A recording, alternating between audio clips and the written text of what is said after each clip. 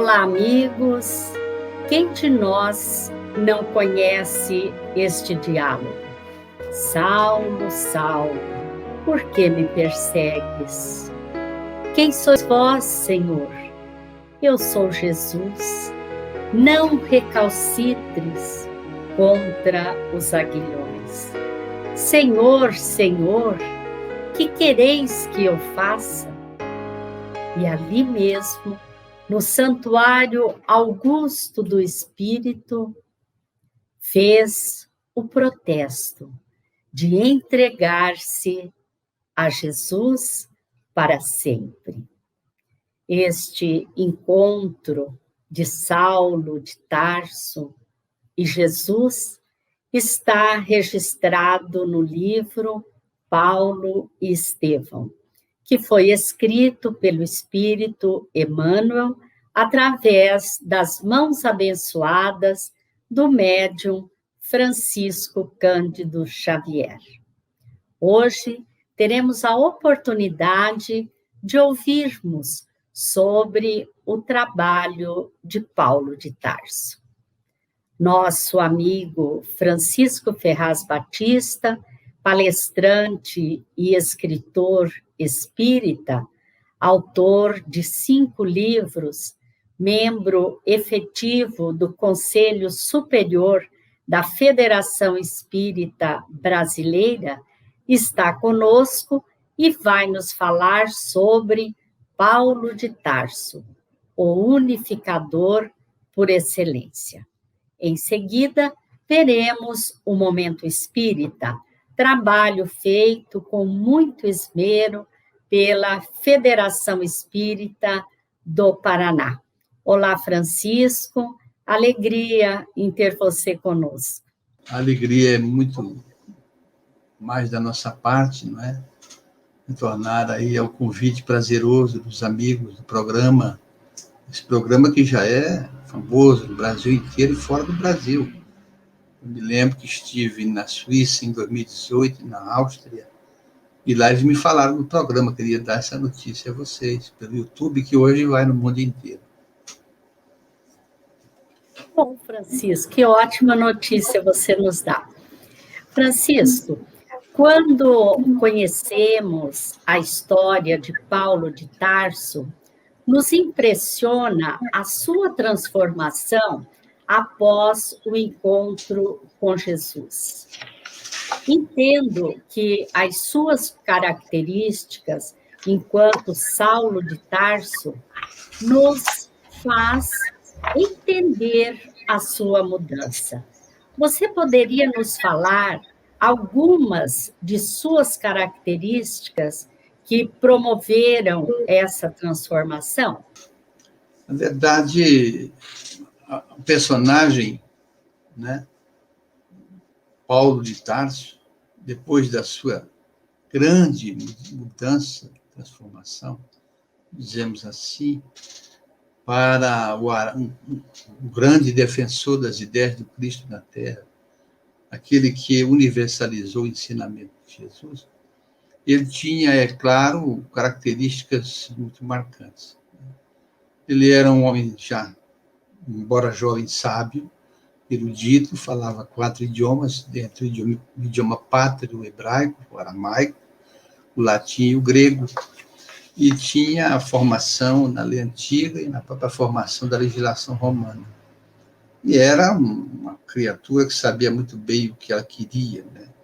Dentre as características dele, ele era uma pessoa extremamente fiel à religião que professava, extremamente religioso.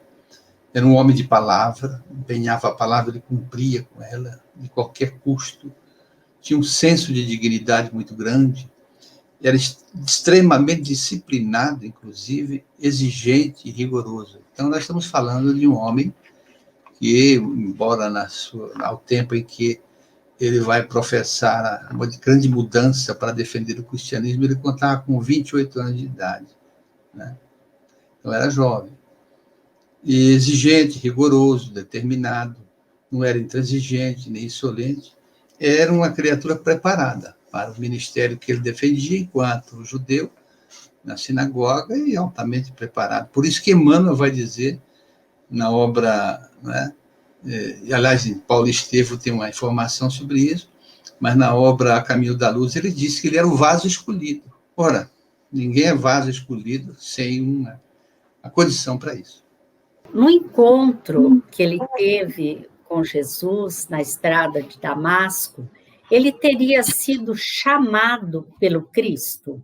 Sem dúvida, né? Foi o momento do despertamento. Todos nós temos na nossa vida um momento de despertamento qualquer, né? No sentido de melhorar a nossa dignidade humana, nos transformarmos numa pessoa melhor. E Saulo foi chamado no momento propício, né? Porque imaginarmos que a divindade faz as coisas por improviso é uma tolice, né? Então, ele foi chamado no momento aprazado, no momento certo. Era preciso mesmo que ele tivesse todas aquelas características naquela reencarnação dele, todas aquelas condições que, por certo, se somaram a outras reencarnações, que por uma questão até da sua tarefa, era bom mesmo que não fosse conhecida pela humanidade, né? E quando ele abraça o cristianismo, qual foi a sua proposta? A proposta básica de Paulo foi a da fidelidade ao ensinamento do Cristo, né?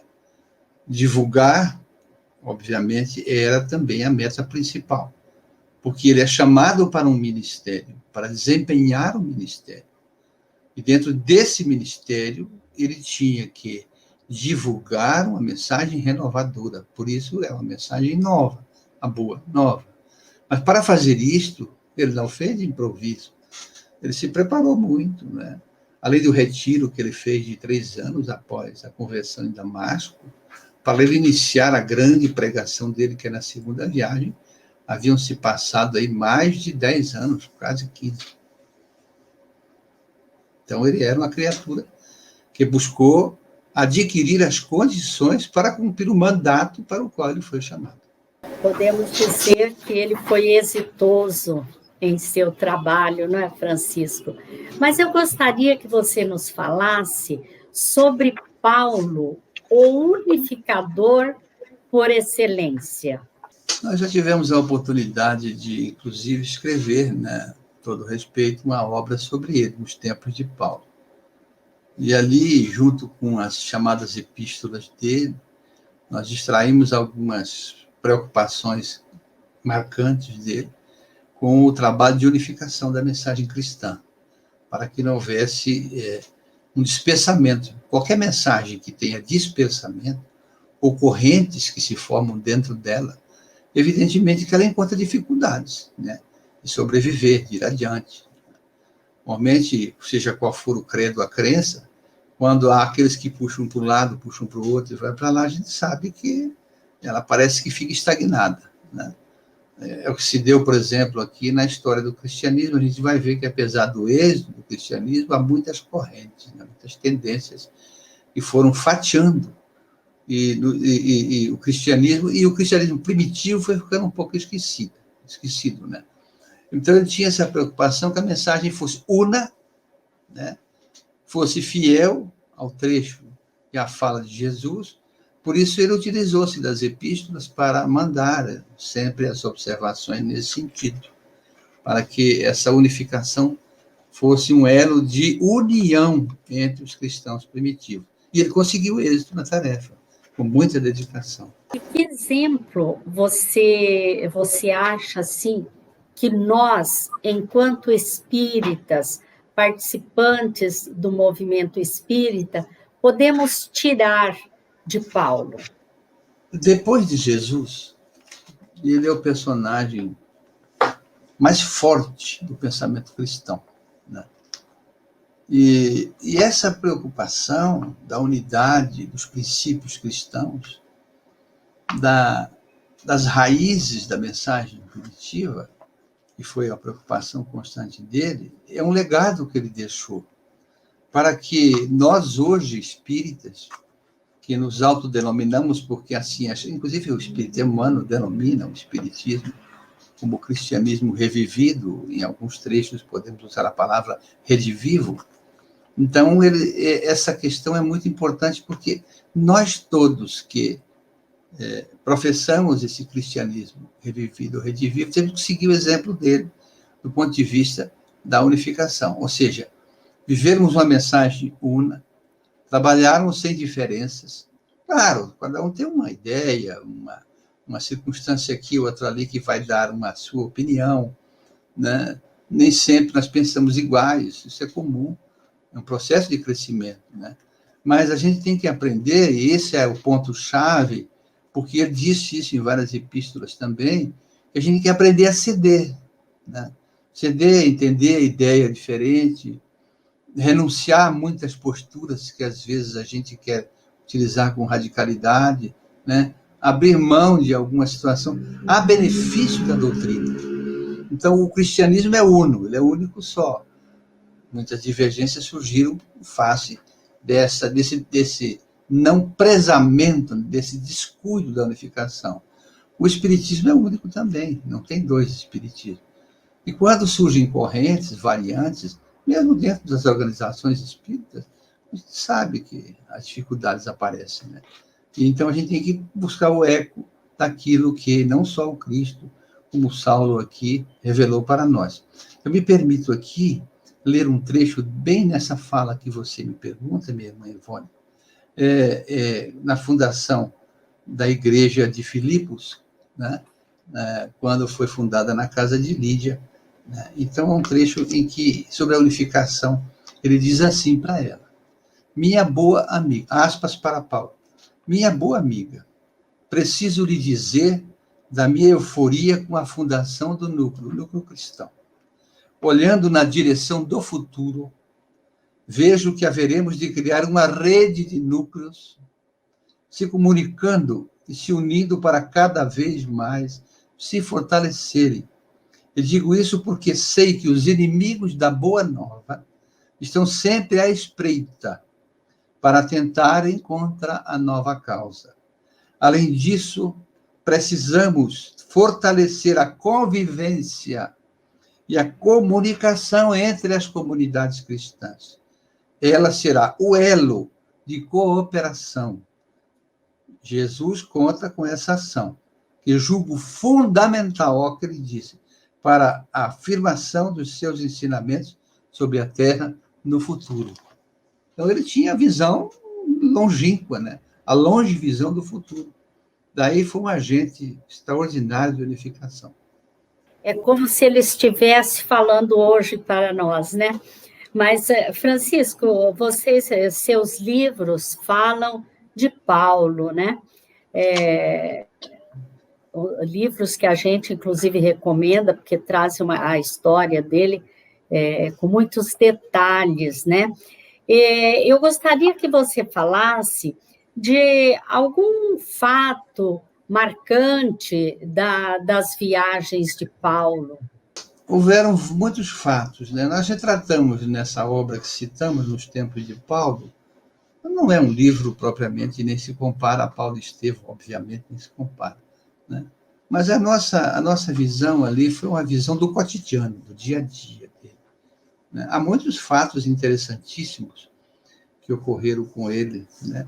Mas um fato que também me marcou enquanto trabalhava na obra foi quando ele chegou em Tessalônica, antes de ele fazer em algum tempo da sua trajetória, da sua viagem, ele falava também nas sinagogas, porque, embora aquelas dificuldades que ele tinha abandonado a causa, como diziam, de Israel, qualquer judeu que pedisse a palavra nas sinagogas era obrigado a conceder a lei de Israel. Então, ele falava em algumas sinagogas. Quando chegou em Tessalônica, ele está hospedado na casa de Jasão, ele pergunta para Silas, eles estavam hospedados no mesmo quarto.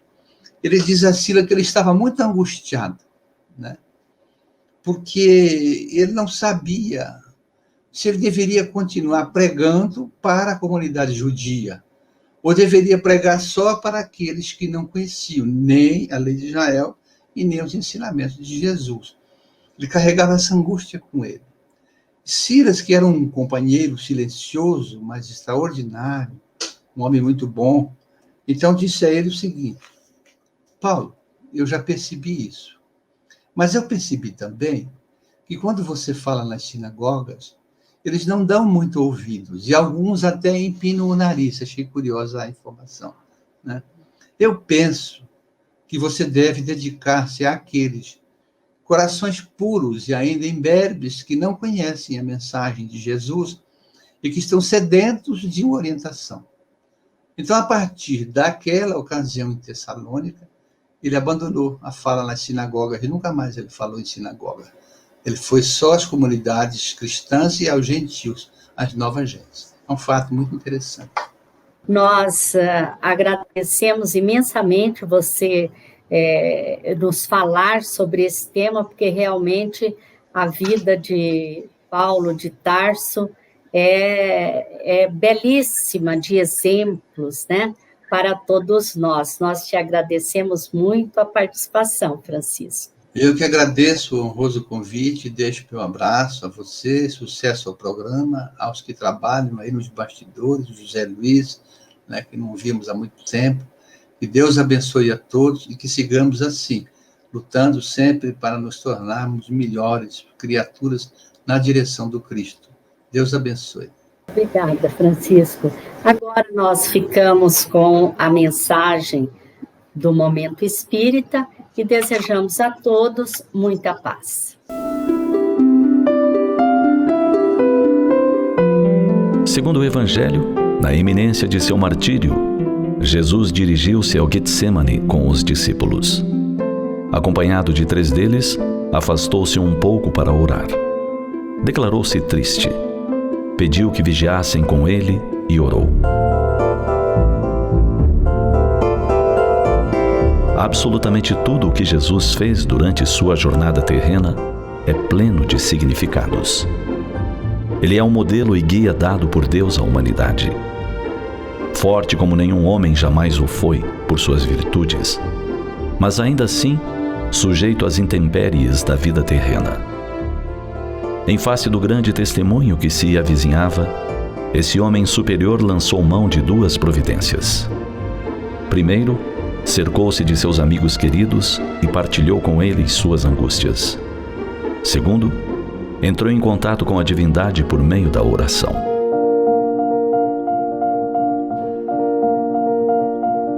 No mundo, o homem está sempre às voltas com testemunhos. Em sua fragilidade, a cada instante é colocado à prova. Diferente de Jesus, pleno de pureza, bondade e sabedoria, o homem comum está sujeito às tentações e às dúvidas. Frequentemente se indaga a respeito de qual o melhor caminho a seguir. Hesita, sente-se fraco e teme não conseguir vencer as provações. Mesmo quando decidido, às vezes fraqueja ao colocar em prática suas boas resoluções.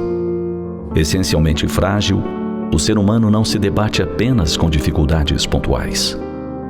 Diariamente ele corre o risco de cometer pequenos e desnecessários equívocos. Não se trata de pintar um quadro desanimador, mas de ser realista. O bem é sempre possível, e ele invariavelmente ilumina e pacifica. Apenas por vezes, as tentações do mundo se apresentam bastante sedutoras. Nesse contexto, convém recordar o sábio exemplo de Jesus. Em sua grandeza, ele não abdicou de 2 sublimes recursos: a oração e a amizade. A oração coloca o homem em ligação com o divino. Faculta que ele receba salutares inspirações e se fortifique. O hábito de orar constitui um eficiente antídoto contra as loucuras do mundo.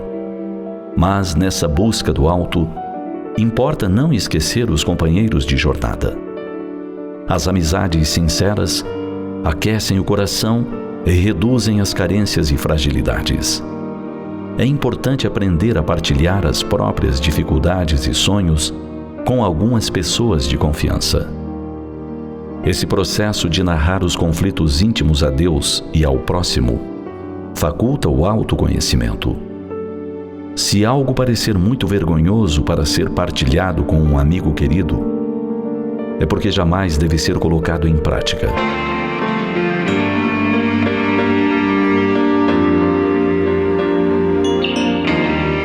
Assim, ante seus testemunhos diários, ligue-se a Deus e a seus amigos. Trata-se de uma valiosa estratégia para que vença a si mesmo e caminhe firme em direção ao alto. Pense nisso.